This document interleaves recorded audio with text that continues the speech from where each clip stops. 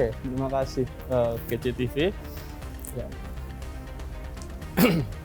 Oke, saya melihat bahwa sebenarnya masyarakat di Indonesia khususnya itu begitu sangat cair dalam pengetahuan tentang pentingnya menanggulangi COVID-19.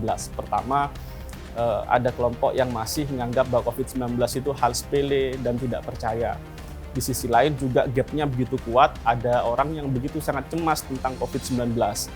Nah, di sini penting sekali peran tentang pemerintah dan media dalam membangun agenda setting media. Nah, agenda setting media ini begitu penting, khususnya pers ya. Pers punya fungsi tanggung jawab sosial.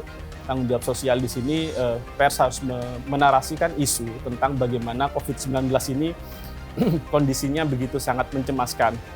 Dan tidak mencemaskannya saja yang harus diberitakan, tapi bagaimana pers itu juga mengedukasi masyarakat tentang bagaimana misalnya prokes, bagaimana masyarakat yang tidak bisa diberitahu tentang edukasi tentang penanggulangan COVID-19, mereka harus memberikan banyak asupan informasi yang sifatnya itu soft dan itu menggunakan pendekatan-pendekatan yang sifatnya komunikasi tokoh masyarakat.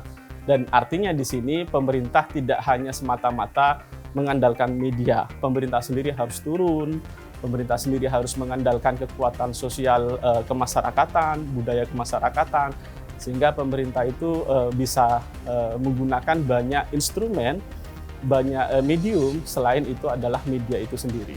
Ya, itu penting sekali ya, memang ada fenomena dalam komunikasi terpaan media. Terpaan media ini disebabkan bahwa sebenarnya orang itu terlalu mengalami yang namanya kecemasan begitu tinggi ketika berbicara COVID-19 yang begitu sangat berdampak terhadap misalnya kematian, bahkan itu kesengsaraan, dampak ekonomi, dan lain sebagainya. Saya katakan bahwa informasi itu akan hadir seperti itu. Nah, yang terpenting pada fase ini, pertama itu adalah audiensnya. Audiensnya di sini ya, ketika mereka menghadapi terpaan yang begitu kuat, biasanya mereka terhubung dengan kondisi yang ada di sekitarnya. Di sekitarnya begitu sangat mencemaskan, ketika buka media ternyata juga seperti itu.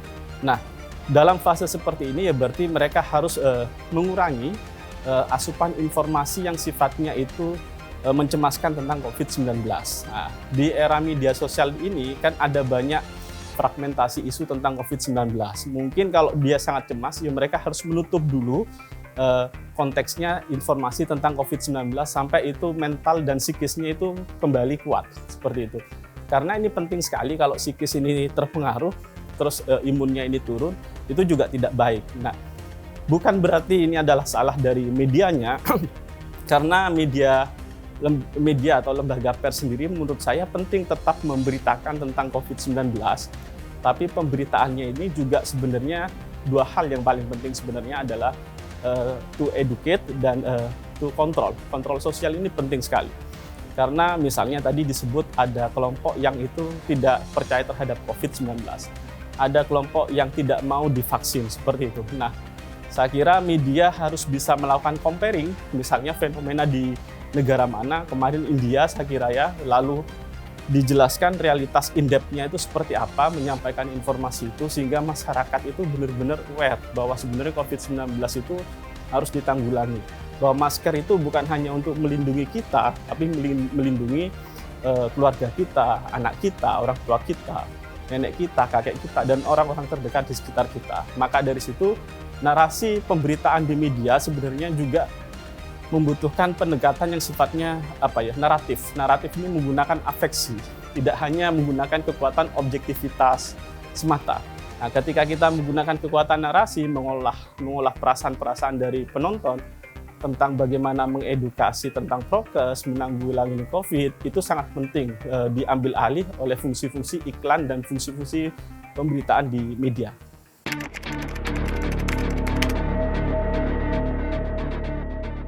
Ya, yang dimaksud mungkin kebodohan komunal itu ketika melihat fakta ada masyarakat yang tidak mau divaksin, ada masyarakat yang tidak percaya terhadap COVID-19. Nah, saya melihatnya dari perspektif komunikasi ya, tidak hanya media saja di kekuatan ini, bahwa sebenarnya yang melakukan ya pemangku kepentingan yang paling bisa mengatur ritme itu adalah sebenarnya pemerintah. Pemerintah perlu menggunakan instrumen media, pers untuk melakukan edukasi kepada masyarakat. Pers juga memiliki fungsi untuk itu. Tapi jangan dilupakan bahwa sebenarnya masyarakat di Indonesia itu layer atau tingkatan sosialnya itu tidak semuanya well educated terhadap media informasi. Ada juga yang itu sebenarnya sangat bisa dipengaruhi oleh kekuatan-kekuatan kelompok opinion leader, tokoh masyarakat. Baik itu tokoh agama, tokoh budaya, tokoh sosial yang ada di ruang lingkup daerah tersebut. Artinya pemerintah harus menggunakan kekuatan-kekuatan itu.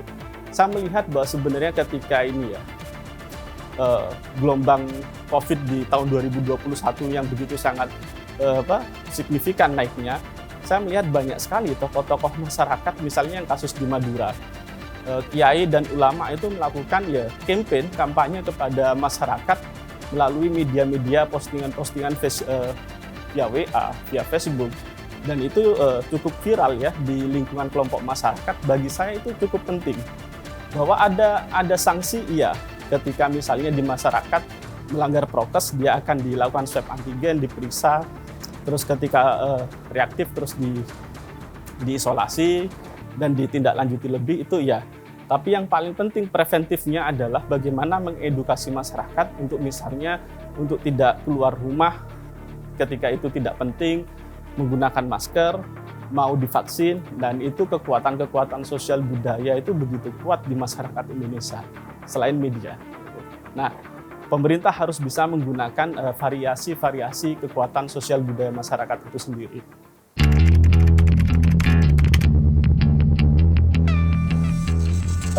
Lockdown itu bagi saya sangat penting ya sebenarnya ya, bahwa saya bukan pakar epidemiologi, tapi bagi saya kalau saya mengamati banyak para ahli menginginkan bahwa sebenarnya Indonesia itu harus mampu melakukan lockdown minimal 2 minggu sampai 1 bulan, khususnya di areal misalnya di Jawa, Bali, dan Madura, seperti itu.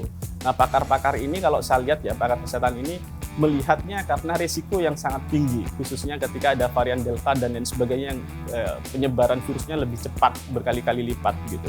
Nah, bagi saya sebenarnya ketika itu mau dilakukan, kendalanya kan pemerintah itu khawatir, misalnya tentang dampak ekonomi, penolakan dari masyarakat yang begitu sangat tinggi, sehingga penolakan itu akan berdampak akhirnya reaktif masyarakat melawan terhadap pemerintah, malah terjadi kerumunan seperti itu.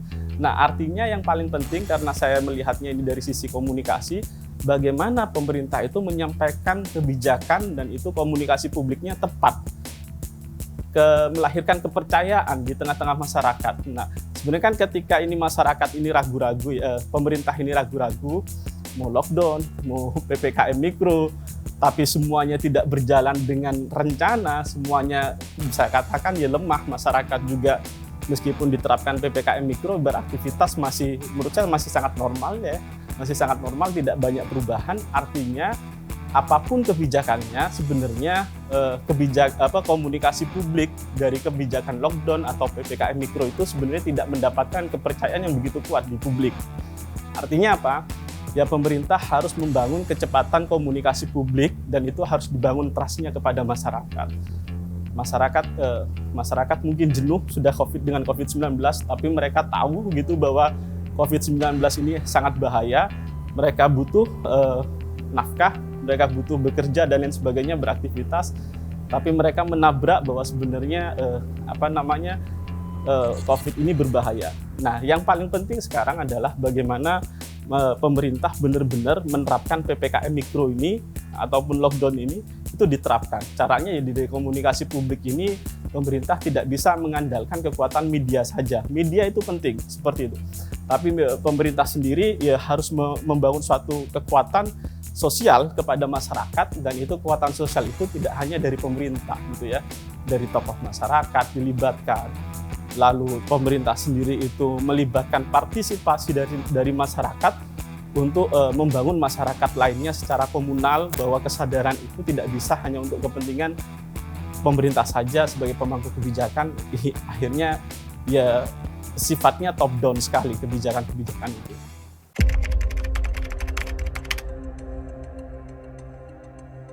Di sini saya melihat perannya media yang begitu penting. Bahwa saya katakan media yang saya maksud ini adalah pers. Karena kalau di pers itu kerja-kerja jurnalistik itu begitu sangat dijamin. Mulai dari kebenarannya, faktualitasnya, objektivitasnya itu harus dijamin. Sedangkan kalau kita hanya mengandalkan dari ya cuitan-cuitan di Twitter, terus postingan-postingan di Instagram, di WA, di Facebook, menurut saya itu banyak asumsi dan begitu sangat bias. Artinya tingkat faktualitas kebenarannya itu juga sangat rendah, begitu sangat klaim yang terjadi. Maka dari itu kita punya problem memang sebenarnya masyarakat kita itu tidak daya membacanya begitu rendah. Gampang sekali percaya ketika itu informasinya itu tidak valid. Maka dari itu sebenarnya pers itu bisa melakukan verifikasi ini dengan kelengkapan berita yang lebih mengandung 5W1H, dan itu juga disertai dengan value berita lainnya, misalnya ya value edukasi dan lain sebagainya, sehingga ketika ada informasi yang sifatnya itu hoax, media itu hadir, pers itu hadir untuk melakukan verifikasi itu. Tapi itu saja saya kira tidak cukup ya. Perguruan tinggi saya kira punya peran. Kelompok-kelompok masyarakat yang aware terhadap bagaimana memerangi hoax itu juga penting. Saya melihat misalnya ya, Kominfo juga menggerakkan jaringan literasi kepada masyarakat. Kampus dilibatkan, masyarakat dilibatkan, kelompok-kelompok yang perhatian terhadap hoax itu juga dilibatkan untuk melakukan edukasi, sosialisasi. Tapi sekali lagi bahwa sebenarnya memang literasi media itu jalan panjang. Karena masyarakat Indonesia itu begitu sangat banyak. Selain itu masyarakat Indonesia itu tingkat literasinya berbeda-beda, dan tidak bisa dengan kegiatan satu event literasi media akhirnya itu sudah selesai. Itu perlu berkali-kali, perlu berkelanjutan. Jadi ya kita harus sabar dengan literasi media kita, seperti itu. Malah yang paling terpenting itu bagi saya bukan generasi milenial, tapi generasi yang itu lebih senior ya. Misalnya saya melihat ya usia 40, 50, lebih ke atas itu saya melihatnya itu butuh bagaimana agar tidak gagap ketika menerima informasi yang sebelumnya kebenarannya itu belum bisa dipertanggungjawabkan kebenarannya, seperti itu. Tidak mudah share kita tidak boleh mudah share informasi sebelum kita melakukan verifikasi. Verifikasinya kemana? Ini ada tips yang penting harus diketahui. Verifikasinya kita bisa melakukan googling ya, terus kita menyebutkan kata kunci itu, terus kita cari apakah itu muncul di media-media yang terpercaya. Misalnya ya kita tahulah media terpercaya itu portal-portal berita yang itu memang sudah menjadi lembaga pers, bukan portal-portal yang tidak jelas status kelembagaan persnya, seperti itu.